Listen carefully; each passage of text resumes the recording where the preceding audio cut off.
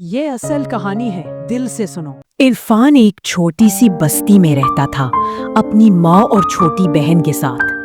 बाप का साया बचपन में उठ गया था, लेकिन माँ ने हमेशा सब कुछ संभाल कर रखा। माँ दिन भर सिलाई करती और इरफान दुकान चलाता था।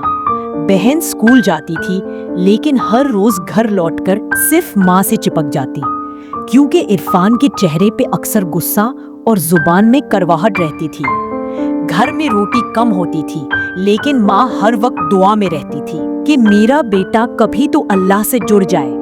वो वक्त इरफान की जिंदगी का सबसे अंधेरा हिस्सा था। शहर के बीच छोटी सी चप्पलों की दुकान थी उसकी, लेकिन नीयत में साफ नहीं था। हर चप्पल में सस्ता माल डालकर महंगी बेचता और गरीबों से तेज लफ्जों में बात करता। एक दिन एक बूढ़ा आदमी अपनी पोती के साथ चप्पल लेने आया।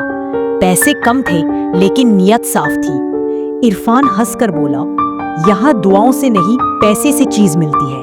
बूढ़े ने जाते जाते कहा, जिस दिन तेरी जुबान तेरे दुकान से ज्यादा जलाएगी, समझ लेना सब कुछ सिर्फ तेरा नहीं था। उसी रात इरफान के दोस्तों ने माल का हिस्सा मांगा, लेकिन इरफान ने झूठ बोला और ज्यादा पैसा छुपा लिया। एक दोस्त ने दुआ की, या अल्लाह झूठ बोलने वाले का असलियत साफ कर दे। अगली सुबह जब इरफान दुकान पर गया तो तला टूटा हुआ था और अंदर सब कुछ जल चुका था। पुलिस ने कहा कोई रात में अंदर घुसा होगा, मगर इरफान जानता था या अल्लाह का इंसाफ था या उसकी हराम कमाई का अंजाम। उस राख में सिर्फ एक छोटी सी तवीज बची थी जो माँ ने दिया था, वमन यतवक्कल अल्लाह फहुवा हस्बुहु। दुकान के जलने के बाद इरफान टूट गया। वो रोज गली गली घूमता, किसी से आंख नहीं मिलाता। कभी किसी कंस्ट्रक्शन साइट पर दिन भर पत्थर उठाता, कभी छोटी होटलों में बर्तन धोता। लोग कहते, ये वही इरफान है ना जो पहले गरूर में चलता था। इरफान चुप रहता, लेकिन उसके अंदर हर रोज कोई तूफान मचता। घर का खर्चा मुश्किल से चल, माँ का चेहरा उदास रहता। उसकी बहन ने एक दिन कहा, भाई अल्लाह से माफी मांग लो, सब कुछ ठीक हो जाएगा। उस रात इरफान ने पहली बार तस्बीह उठाई, लेकिन आंसुओं के बीच हर लफ्ज टूटता रहा।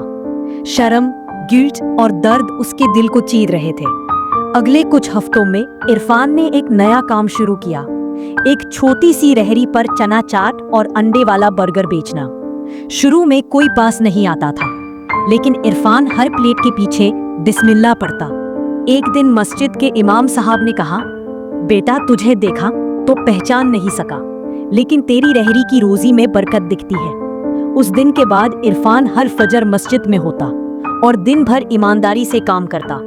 रेहड़ी चल पड़ी, लोग मोहब्बत से उसे बिस्मिल्लाह वाला इरफान कहने लगे। मस्जिद के एक कोने में रहना, रोज दिन भर की मेहनत के बाद जिक्र में डूब जाना, यही इरफान की जिंदगी बन चुकी थी। ना शिकवा ना शोर, बस तस्बीह और तन्हाई। लोग उसे इरफान भाई कहते, लेकिन वो सिर्फ अल्लाह का बंदा कहकर मुस्करा देता।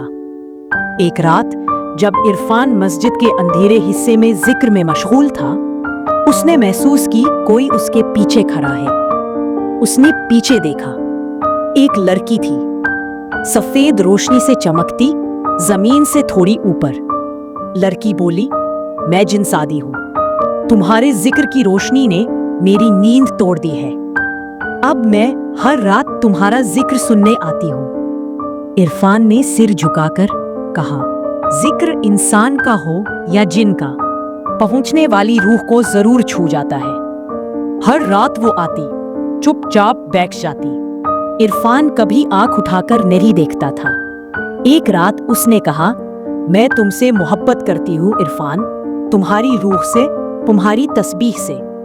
इरफान ने कहा, मैं अल्लाह से मोहब्बत करता हूँ। मोहब्बत में सिर्फ एक ही जगह होती है और वो सिर्फ अल्लाह के लिए रखी है।